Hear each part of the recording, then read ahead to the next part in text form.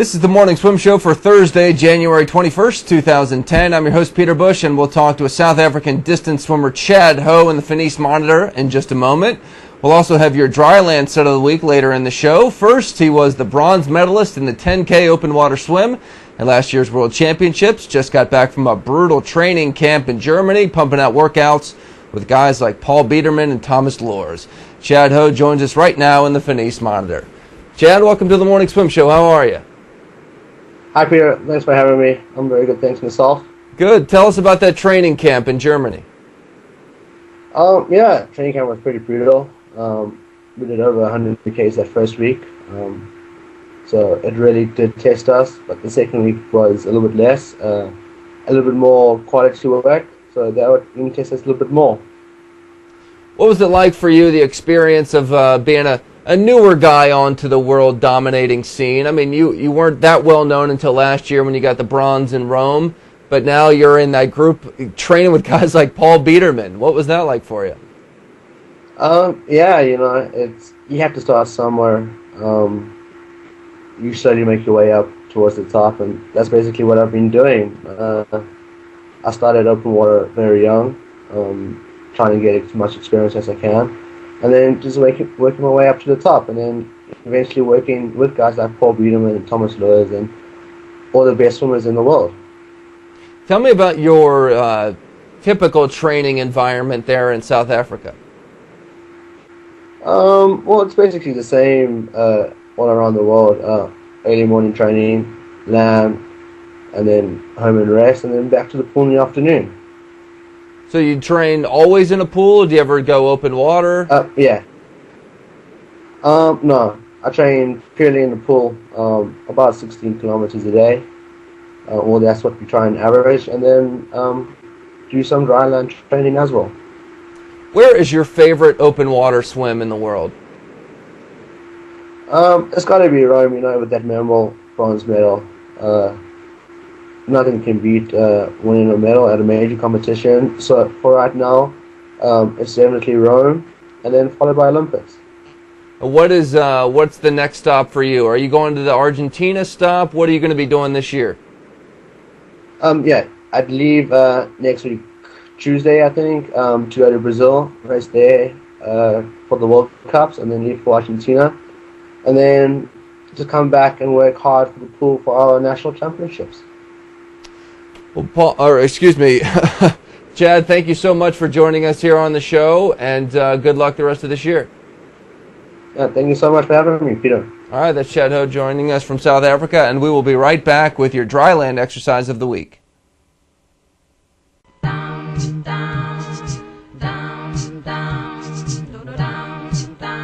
There's a reason for the sunshine sky, and there's a reason why I'm feeling so high. Must be the season. You get more power and more space. The world gets fewer smog-forming emissions.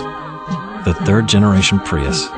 It's harmony between man, nature, and machine.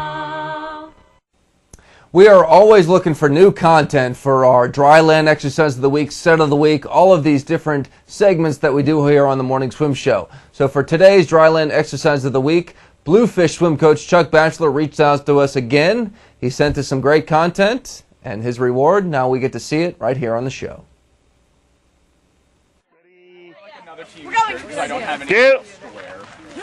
You must hold it. Do not put it around you. You must hold it.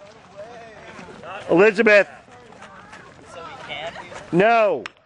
What kind of benefits do you get with a tire that you don't necessarily get from some of the other weighted dryland workouts that you guys do?